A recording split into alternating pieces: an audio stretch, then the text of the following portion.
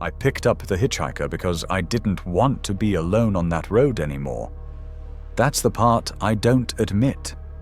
When people ask, I tell them it was kindness. But the truth is, something about the drive had already started to feel wrong. The wrongness had settled in miles before I saw him, and I thought having another person in the car would make it better. It didn't. I was driving back from a late shift, cutting through a long stretch of highway that barely counted as a road. Just asphalt and faded yellow lines disappearing into darkness. No streetlights, no houses. Trees pressing in on both sides, branches reaching overhead, and my headlights carving a narrow tunnel through the dark.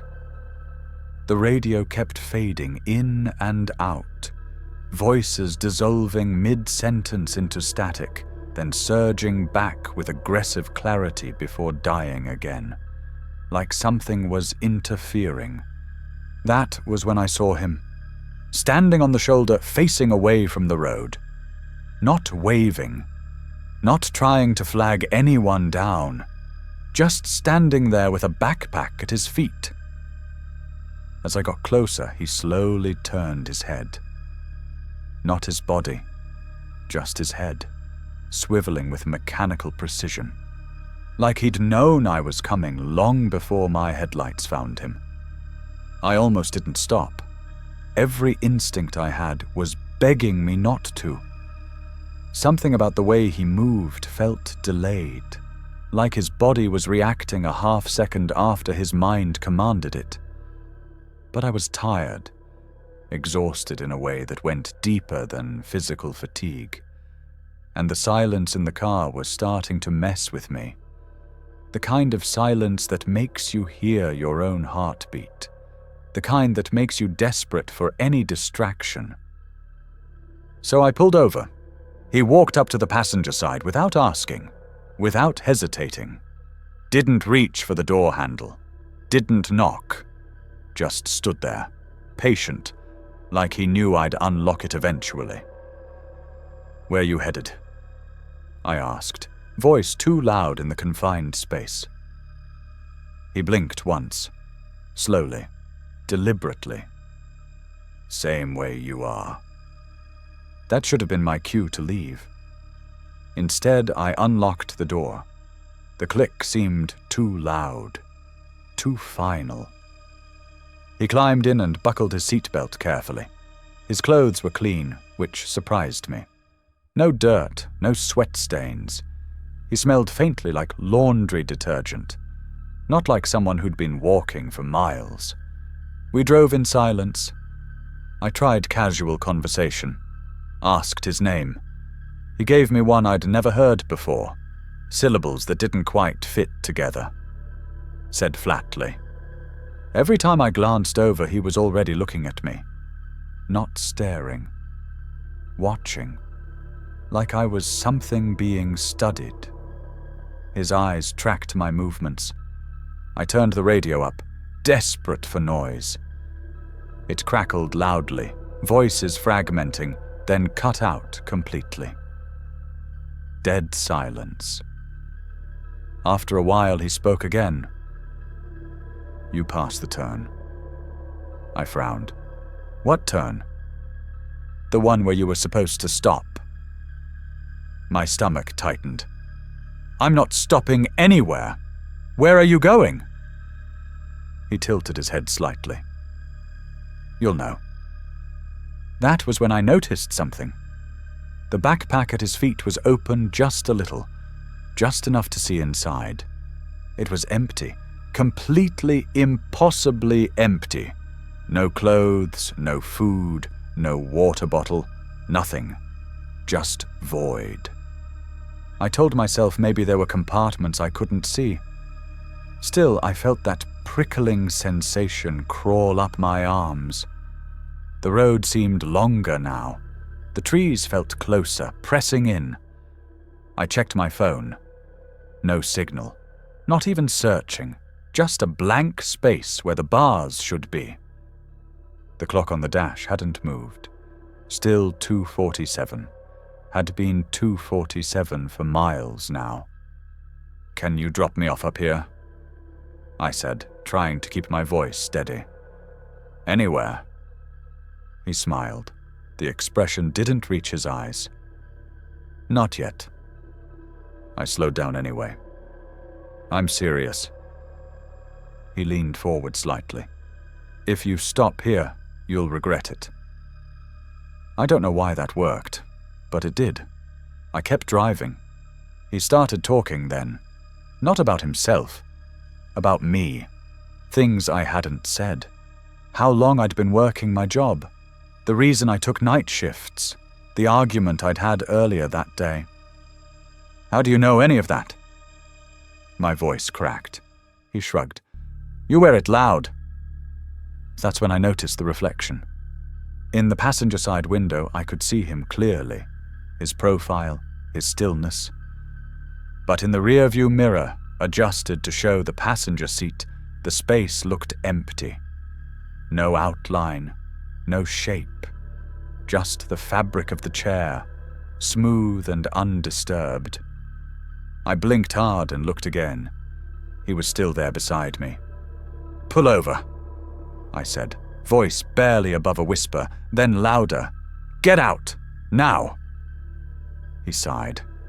"You were safer before you stopped." I slammed on the brakes.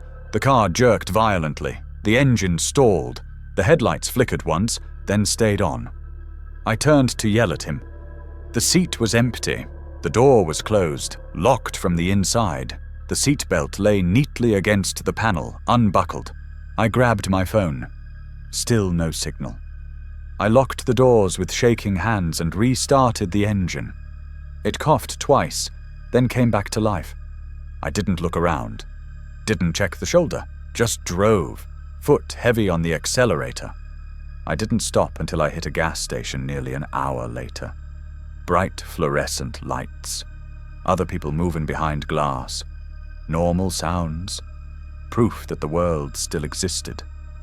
I sat there for a long time, breathing, convincing myself I'd imagined parts of it. That exhaustion had created hallucinations. Before I got out, I glanced at the passenger seat one last time. On the fabric, pressed deep like someone had been sitting there for hours, was a clear indentation. The perfect outline of a body. Still compressed, still warm. And right on top of it sat the empty backpack. Zipped closed now. Like I'd never dropped him off at all. Like he was still there, invisible but present. I got out of the car and never looked back.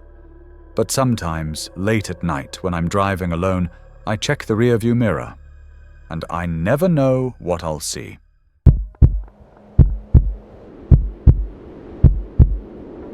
I don't usually pick up hitchhikers. I tell myself that. I've told myself that for years, made it a rule. The only reason I stopped that night was because the road was empty, profoundly empty. My phone was gone, and he was standing in a place no one should have been standing. A place where there was nothing. No driveway, no path, no reason for a human being to exist. It was just after midnight, driving back from a friend's place. No exits for miles, no houses, just trees pressing close and the occasional reflector flashing past. That's when I saw him, standing at the edge of the road, right where the pavement dipped into a shallow curve. He wasn't waving. He was standing perfectly still, arms at his sides. I slowed down before I meant to. He turned his head as my car approached. Not startled, not hopeful, just aware. The movement was mechanical, precise. I pulled over and cracked the window. "Where are you headed?" He took a few seconds before answering. "North." "That's where I'm going," I replied, immediately regretting it. He nodded once and walked to the passenger side. I unlocked the door before my brain caught up. He climbed in without thanking me and shut the door softly. Too softly. The first thing I noticed was that he didn't smell like anything. No sweat, no smoke, just neutral air. We drove in silence for a bit. I tried to make small talk, asked where he'd come from. He shrugged. "A car like yours?" I laughed awkwardly. The sound died quickly. He didn't smile, just kept staring ahead. As we drove, I realized something else. The road felt wrong. The turns weren't matching what I remembered. The reflective signs felt farther apart, like the space between them had stretched. I checked the speedometer. Same speed, but we were moving through different space somehow. "You live around here?" I asked. "No," he said. Then, after a pause, "Neither do you." "Not really." My chest tightened. What does that mean? I glanced over. His jacket sleeves were pulled down over his wrists, covering his hands completely even though it wasn't cold. The radio cut out completely. No warning, just static, then absolute silence. I reached to turn it back on. "Don't," he said quietly. My hand froze mid-air. "Why not?" "It makes it harder to hear when you miss something." I pulled my hand back slowly. Miss what? That's when I noticed something else. Every time we passed a mile marker, he whispered the number under his breath. Not before we reached it. Not after. Exactly as we passed it, with timing so precise it felt impossible. Then he got one wrong. He said 23. The marker said 27. I didn't correct him.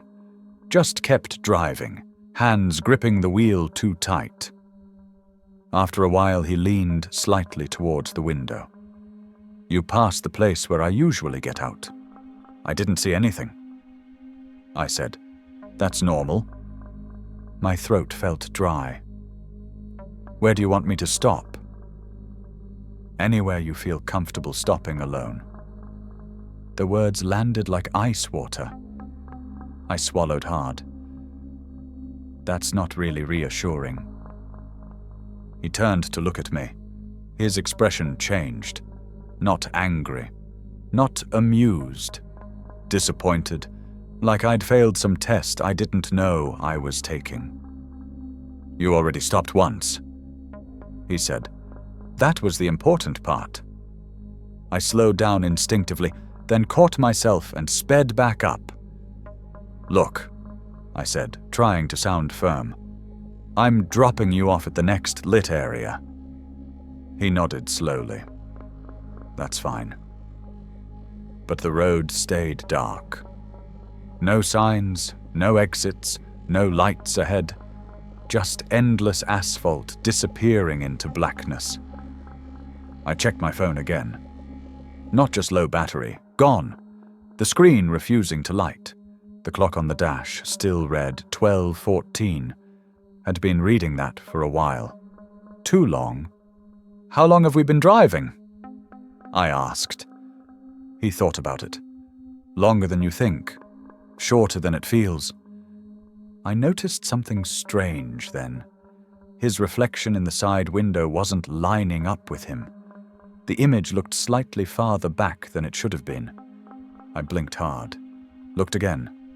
It was normal. When I looked back at the road, my headlights briefly illuminated something standing ahead.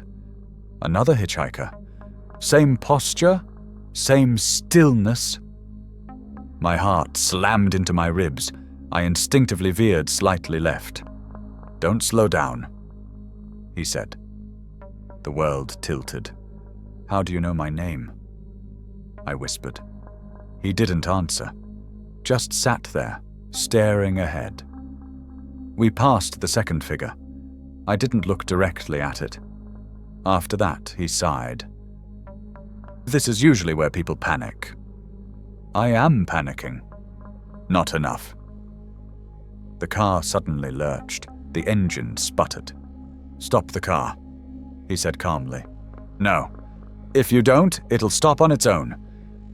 I slammed the brakes. The car rolled to a halt. The engine died. The dashboard went dark, but the headlights stayed on. I turned to him, ready to yell. The seat was empty. The door was still closed, still locked from the inside. The seatbelt hung loose against the panel. I sat there shaking for a full minute before I forced myself to move. I restarted the car. It turned over immediately. I drove without stopping until I reached the first real town. Streetlights, gas station, people. The next morning, when I finally worked up the courage to check my dash cam footage, I watched the entire drive. The passenger seat was empty the entire time. No one got in, no door opened, no shape. Just me, driving alone, talking to nothing. Except for the audio. At exactly 12:14, clear as day, a voice whispered, "You already stopped once." And beneath it, barely audible, the sound of someone counting mile markers, getting them wrong, on purpose.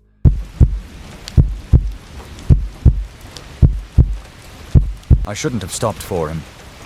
That's what I tell myself now. But the truth is, I don't think I had a choice. Not really. It was a rainy night, the kind where the highway shines like liquid metal and your headlights disappear into the downpour before they can show you what's ahead. I was driving back from a late shift, trying to make it home before the storm got worse. That's when I saw him standing on the shoulder, soaked through, holding a small cardboard sign I couldn't read. The rain plastered his hair to his skull. His clothes clung to his body. He wasn't moving, wasn't waving. Just standing there. Most people would have passed him. Should have passed him. I didn't. Something in his stance made me pull over. My foot hit the brake before my brain could object. "Need a ride?" I asked, rolling down the window. He nodded once and got in without a word, without hesitation. His hair dripped onto the seat. His jacket smelled faintly like rain and something else, something organic and wrong. We drove in silence. The windshield wipers beat a steady rhythm. I tried small talk, asked him where he was headed. "Anywhere," he said softly. The word hung in the air between us. That should have been my first warning. But I didn't. I just kept driving. After a few minutes, I noticed he was staring out the window, but not at the road or the rain. He was staring behind me, over my shoulder, at something in the back seat or beyond it, like he could see things I couldn't. "Everything okay?" I asked, forcing my voice to stay calm. He didn't answer, didn't even acknowledge I'd spoken, just kept staring, eyes fixed on that invisible point behind me. I kept driving. The highway twisted in ways I didn't recognize, even though I had taken this route countless times. Curves appeared where there shouldn't have been curves. Exits vanished. Every so often I'd glance at him. He was always watching. Not me exactly, but through me. Always calm, always still, like he belonged there. Then I noticed it. The rearview mirror reflected only my own eyes, wide and tired. The passenger seat appeared empty in the glass, just fabric and shadow. But I could feel him sitting there, could hear his breathing, could sense the weight of his presence. I blinked hard, looked directly at him when I opened them. He was there, solid, real, staring out the window with that same fixed attention. The rain streaked past, washing everything into grey. I tried to focus on the road. That was a mistake, because trying to rationalize the irrational only makes the wrongness sharper. At the next turn, he whispered, voice soft but clear over the rain. "You missed it." My hands tightened on the wheel. "Missed what?" He leaned slightly forward. "The exit. The place you should have stopped." I swallowed. "I don't know what you mean." "You'll find out soon," he said, his voice still calm. Like this was inevitable. I didn't say another word. Couldn't find words that felt adequate. I kept driving because stopping felt more dangerous than continuing. The rain pounded against the roof like fists. The wipers struggled to keep up, and every mile felt longer than the last, stretching impossibly.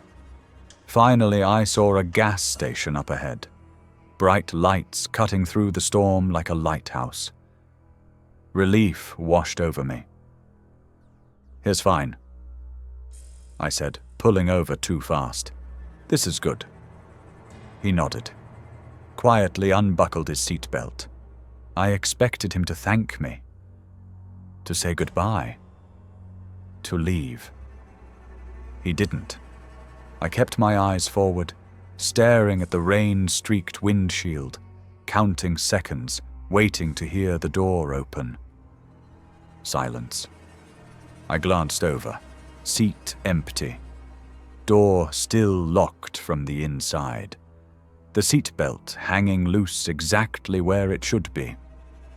On the seat was a wet piece of cardboard, the same size as the sign he'd been holding. Perfectly rectangular, edges softened by water. Written on it in smeared letters were words that made my hands shake. "Thanks for stopping. You'll see me again." I never picked up another hitchhiker, never even considered it. Would accelerate past them, would avert my eyes, would pretend they didn't exist. And even now, years later, when I drive alone on a rainy highway, when the wipers start their steady beat and the road shines like liquid metal, I sometimes see a dark figure standing at the shoulder. Waiting, always in the same posture, always perfectly still. And every time, I wonder if I've already stopped, if I'm still driving that same endless road, making the same turns, missing the same exits, if I ever really made it home at all.